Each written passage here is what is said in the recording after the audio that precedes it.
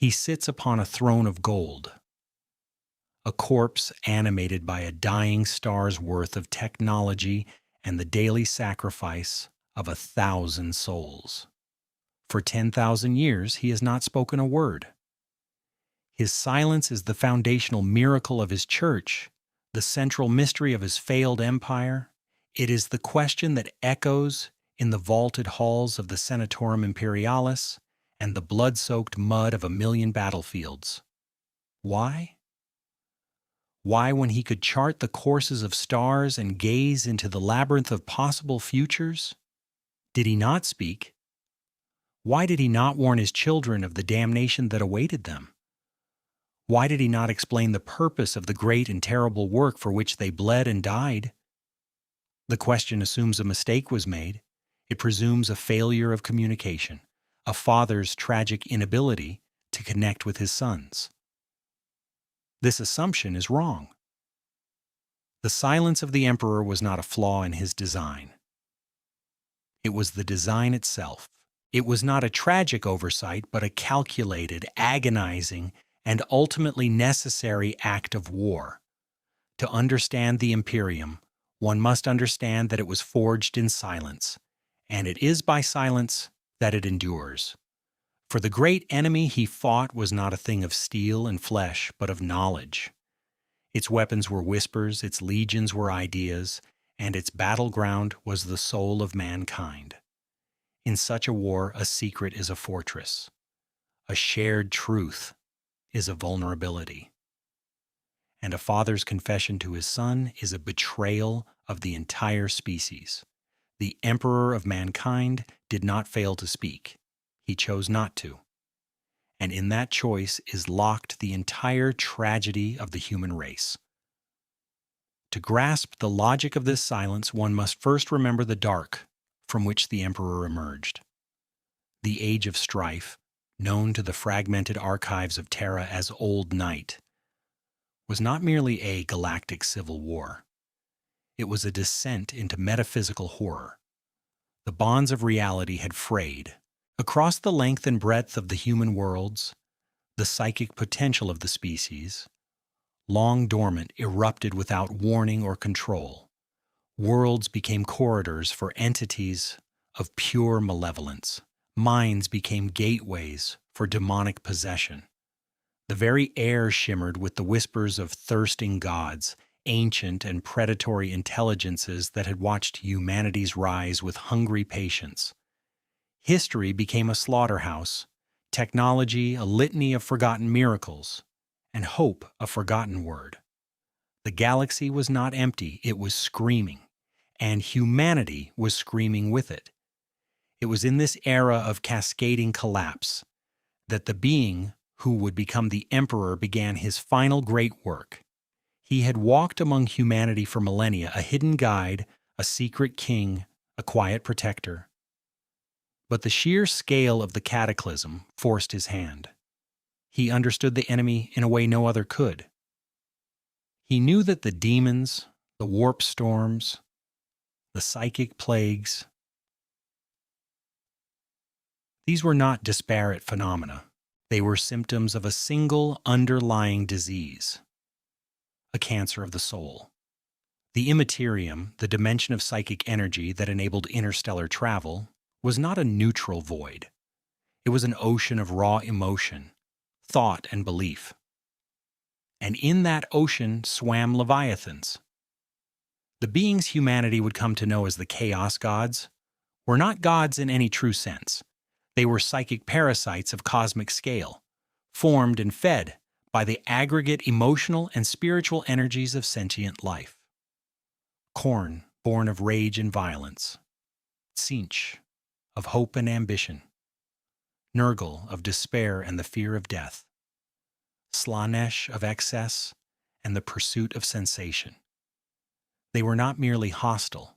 Their very existence was predicated on the spiritual and emotional turmoil of the galaxy. To fight them with armies was to attack a shadow with a sword. To win was to feed them with the glory of victory. To lose was to feed them with the despair of defeat. The Emperor realized the only true path to victory was not conquest, but starvation. Humanity had to be severed from the warp, its psychic emanations. The banquet upon which these entities gorged themselves had to be cut off at the source. This was the core of his grand strategy, a plan of such breathtaking ambition that it dwarfed the mere reconquest of the galaxy. Everything he did, every life he spent, every lie he told was in service to this one ultimate goal. And the first and most crucial element of this strategy was the weaponization of ignorance. This is the origin of the Imperial Truth. To the crusading armies of the Imperium, it was a simple, rationalist creed. There are no gods, no spirits, no demons. There is only the material universe and the manifest destiny of mankind to rule it. Superstition, religion, and mysticism were branded as relics of a terrified past, to be purged with fire and blade. The warrior scholars of the Word-Bearers Legion burned holy texts. The stern logicians of the Iron Warriors tore down temples. The Emperor himself stood before his last church on Terra and ordered its destruction. To the common man, it was a declaration of liberation, freedom from the fears of old night. But to the Emperor, it was a quarantine protocol for the human soul. He was not teaching a philosophical treatise, he was building a firewall. The Chaos Gods are mimetic hazards. To know their names is to risk invocation. To understand their nature is to open the mind to their seduction. To worship them is to become their slave. By enforcing a militant, galaxy-wide atheism, the Emperor was attempting to create a sterile environment in which the chaos pathogens could not breed. He was denying them the oxygen of belief. He did not tell humanity about the great enemy because to do so would be to hand that enemy the keys to the kingdom.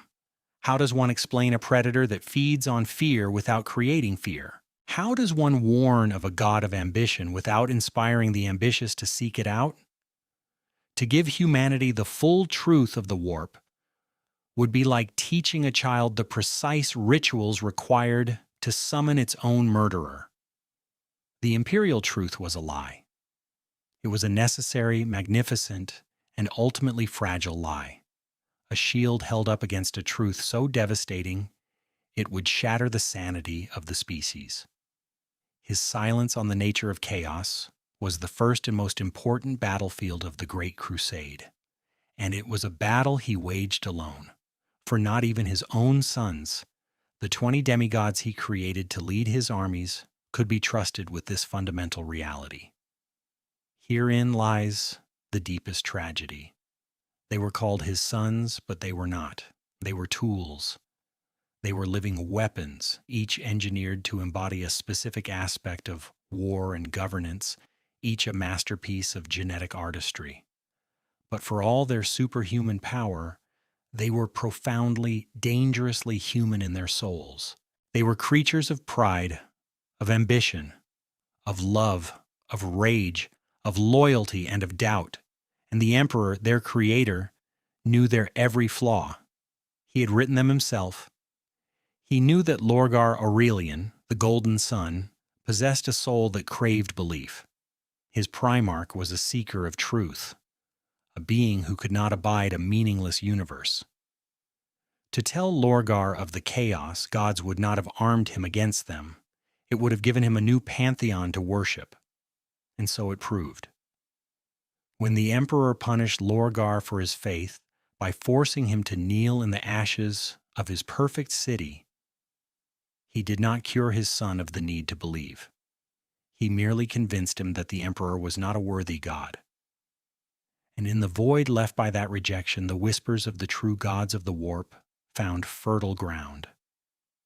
He knew that Magnus the Red, the Crimson King, was brilliant beyond measure, but his brilliance was matched only by his intellectual arrogance. Magnus saw the warp not as a sea of predators, but as the great ocean of knowledge, and himself as its master navigator. He believed he could control its currents. that his intellect was a sufficient shield against its denizens. The Emperor forbade him from trafficking with the sorcery of the warp, not to stifle his knowledge, but to save his soul. To explain the true nature of the Chaos Gods to Magnus would have been to issue a challenge. Magnus would have believed he could outwit them, that he could bargain with them and win. He would have seen them as puzzles to be solved, not cancers to be excised. The Emperor's command was absolute and without explanation, because any explanation would have been, to Magnus, an invitation to prove his father wrong. And then there was Horus Lupercal, the War Master, the favored son. Brightest of them all, he was loyal, charismatic, a peerless warrior and strategist, but his greatest strength was his love for his father, and his greatest weakness was his need for that love to be returned. Horus craved not just command, but communion. He wanted to be a partner in his father's great work, not merely its finest instrument. The Emperor kept him at a distance, fed him the same functional lies as all the others, because to do otherwise would have been to risk everything. If Horus knew the full truth, he would have become the primary target of the warp. The whispers would have tailored themselves to his knowledge. They would have twisted his love into resentment, his loyalty into a belief that he was being used, his ambition into a conviction that he could do the job better. By withholding the truth, the Emperor sought to protect Horus. But in doing so, he created the emotional vacuum that the agents of chaos would so expertly fill. The lie meant to shield him became the wound through which he was poisoned. The Emperor did not trust his sons because he knew them. He knew them better than they knew themselves. He had forged them, and he understood the breaking point of every material he had used. To give them the truth would be to load 20 pistols, hand them to his children, and hope that none of them chose to point the barrel at their own head. It was a risk he was not willing to take. His silence was not born of a lack of love. It was born of a terrible, intimate, and prophetic knowledge of their inherent fallibility. He treated them as tools, because to treat them as sons would have been to doom them, and all of humanity with them. The Imperial Truth was the shield. The Primarchs and their legions were the sword. But neither was the true purpose of the Emperor's work. They were merely the means to an end, the clearing of the board for the final decisive move. This was the Emperor's ultimate secret, a project so audacious and so vital that knowledge of it was restricted to a vanishingly small circle. This was the Imperial Webway. On Mars and deep beneath the mountains of the Himalayan range on Terra, the Emperor and his most trusted Mechanicum artisans were laboring to create a new, human-controlled nexus into the ancient Eldar Webway. The Webway is a labyrinth of tunnels that run through the Immaterium, a network of stable corridors insulated from the chaos and predation of the warp. It was the Eldar's greatest creation, and their folly in creating Slaanesh had left much of it in ruins. The Emperor's plan was to repair and master it. Once the galaxy was conquered and humanity united under the secular banner of the Imperial Truth, he would move the entire species into the Webway. Human worlds would be connected by its portals, not by warp-capable starships. Communication would be instantaneous. Mankind would be physically and psychically severed from the corrupting influence of the warp. The Chaos Gods would be cut off from their primary food source. They would wither. They would starve. Humanity would be free, elevated to a new state of being, its psychic evolution guided safely by the Emperor himself within this protected realm. This was the future he was fighting for. Not a galactic empire of 10 million worlds, but a new artificial reality for the human soul. The Great Crusade was a temporary measure. The Imperium itself was scaffolding to be torn down once the true edifice was complete. This secret was the heart of all the others. If the Chaos Gods knew the full extent of this plan, they would have thrown everything they had at stopping it. It was an existential threat to their very being. The Great Crusade could be tolerated, even co-opted. But the Imperial Webway Project promised their eventual extinction. This is why the secrecy was absolute. This is why even Horus, the War Master, knew nothing of it. The risk of a single leak was too great. And it was Magnus the Red, in his arrogance and his desperate need to prove his worth, who ultimately proved the Emperor's caution correct. When Magnus discovered Horus's nascent betrayal, he did what he had been explicitly forbidden from doing. He used his immense psychic power to breach the veil of reality and cast his astral form across the galaxy to Terra to warn his father. He did not use astropaths. He did not board a ship. He took the direct path, the sorcerer's path. His psychic message, amplified by pacts he had made with warp entities he believed he controlled, did not arrive as a gentle whisper. It blew through the intricate psychic wards the Emperor had placed around the Golden Throne and the nascent Webway Gate. Like a battering ram, the wards shattered. The delicate machinery of the gate overloaded, and in the breach, the raw, undiluted energy of the warp and all the demonic legions it contained poured into the tunnels beneath the Imperial Palace. The Emperor's grandest dream became his most immediate nightmare. He was forced to abandon the crusade at the moment of its greatest triumph, to return to Terra not to complete his work, but to fight a desperate, unending war in the dark beneath his own home. He was forced to connect himself to the Golden Throne, not to master the Webway, but simply to hold the demonic tide at bay. Magnus's folly, born of a desire to serve, had doomed the very project that would have saved them all. It was the ultimate vindication of the Emperor's silence, and it came at the cost of everything. Even so, the question remains, if he could see the future, why did he not act differently? The nature of precognition in a universe governed by the warp is not like reading a book whose ending is already written. It is more akin to navigating a ship through a hurricane in which every wave is a possible future, and every gust of wind is the action of a hostile god. The Emperor did not see a single, immutable timeline. He saw a braid of infinite possibilities, a quantum foam of what-ifs and might-have-beens. His prescience was a tool of probability, not certainty.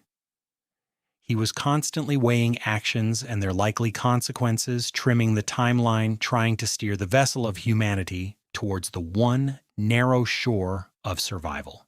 He undoubtedly saw futures where Horus fell. He also likely saw futures where telling Horus the truth caused him to fall sooner, more completely, and with a greater understanding of how to inflict the most damage. He likely saw futures where trusting Magnus with the Webway Project led to Magnus offering it to Tzeentch on a silver platter in exchange for more knowledge. He saw futures where confronting Lorgar's faith with gentle reason instead of public humiliation resulted in a galaxy-spanning imperial church that, while loyal, would have been a psychic banquet for the ruinous powers, making the Webway Project impossible.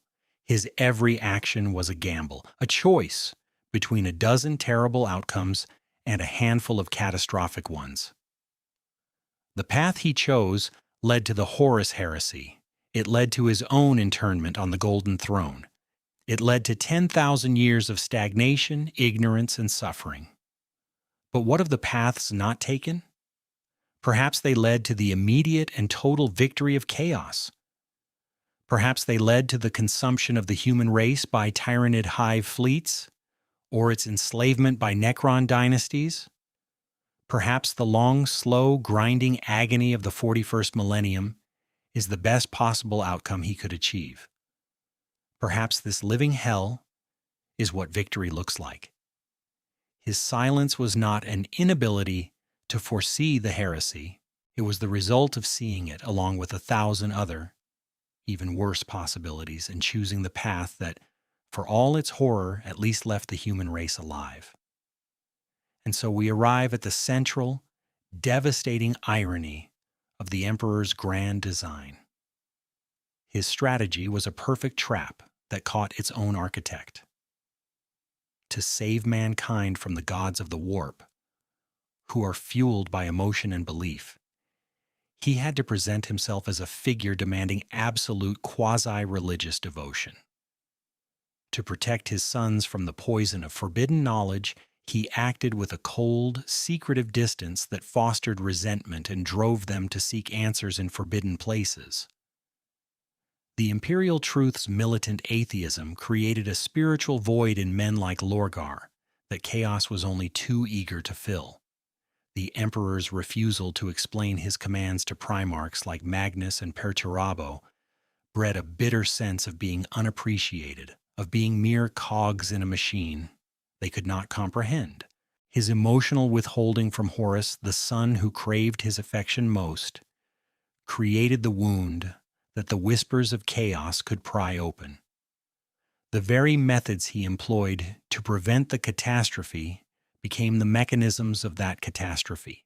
His logic was flawless, but it failed to account for the unpredictable variable of the human heart, a variable he himself had engineered into his sons. He built them to be more than human, but he did not or could not excise their capacity for human failings. He needed their ambition to conquer the galaxy, but that same ambition made them vulnerable to the promises of power. He needed their pride to lead legions, but that pride curdled into hubris. He needed their capacity for loyalty and love to bind them to him, but when that loyalty felt unrewarded and that love unreturned, it soured into the most potent hatred. His great work was undone not by an external foe, but by the internal contradictions of its own design. He sought to build a future of pure reason, but the building blocks he used were beings of uncontrollable passion. Now, as darkness closes on the 41st millennium, the final state of his legacy is clear. He sits on the golden throne, a silent, decaying god at the heart of the very religion he sought to eradicate. The imperial cult, the ecclesiarchy, worships him as the god-emperor of mankind, a savior who sacrificed himself for their sins. His name is the bedrock of the superstitious, brutal, and ignorant regime that is the modern Imperium. The Imperial Truth is less than a memory. It is heresy. Knowledge is feared. Progress is stagnant. The light of science and reason he sought to spread has been replaced by the guttering candle of faith in the face of an encroaching dark. His failure is absolute. His dream is dead. And yet, the Imperium endures. This monstrous, corrupt, decaying parody of his original vision is somehow still holding the line. His psychic might, broadcast from the Golden Throne, holds the demonic legions of the warp at bay, shields the fragile minds of humanity's navigators, and serves as the only beacon by which starships can navigate the immaterium. His sacrifice, twisted into a religious doctrine he would have despised, is the glue that holds a million warring worlds together in a semblance of unity. The very thing he fought against has become his monument, and that monument, for all its horror, is the only shelter humanity has left. His silence, once a strategic choice, is now a physical and metaphysical reality. He cannot speak. He can only watch as his failed plan grinds on, a terrible engine fueled by the bones of his dream. Thus we are left not with an answer, but with a more profound question. It is not, why was the Emperor silent, but rather, was there ever another choice? To look upon the galaxy, to see the endless legions of the lost and the damned, to feel the psychic malice of the great enemy, is to be confronted with a terrifying possibility. The possibility that there was no path to a clean victory. There was no timeline that ended with a triumphant humanity ascending to a golden age of reason and peace. There were only differing degrees of damnation. The Emperor, from his lonely vantage point, gazing into the maelstrom of what could be, may have seen this with perfect soul-crushing clarity. He may have understood that the only way to save the species was to sacrifice the dream. He chose the path that led to the Horus heresy, to 10 millennia of war, to his own living death, because all other paths led to absolute annihilation. His silence was the price of survival. The secrets he kept were the burden of a leader who knew that the truth would not set his people free, but would instead offer them up for slaughter. He did not tell his sons the truth, because the truth was a weapon that would be turned against them. He did not share his burden, because the weight of it would have broken any lesser being. He was a father who, in order to protect his children from the monster outside the door, had to become a monster himself. And so it has been. Across all the long centuries of blood and fire, the Emperor is silent. He sits on his throne of lies, the centerpiece of a faith he rejected, the silent ruler of an empire built on the ashes of his vision. The great work is unfinished, perhaps forever unfinishable. The great enemy is not defeated. It is merely held at bay. Its final victory perpetually delayed by the unending sacrifice of a dying God and the fanatical devotion of the trillion souls who worship him in ignorance. His silence was once a weapon. Then it was a necessity. Now it is a condemnation. It is the sound of an endless war, the quiet at the center of a galactic storm, the final unspoken word in the tragedy of mankind. And as the light of the Astronomicon flickers and the darkness gathers at the edge of the galaxy, one truth remains. The war he began in secret is now the only reality there is, and his silence is its eternal damning testament.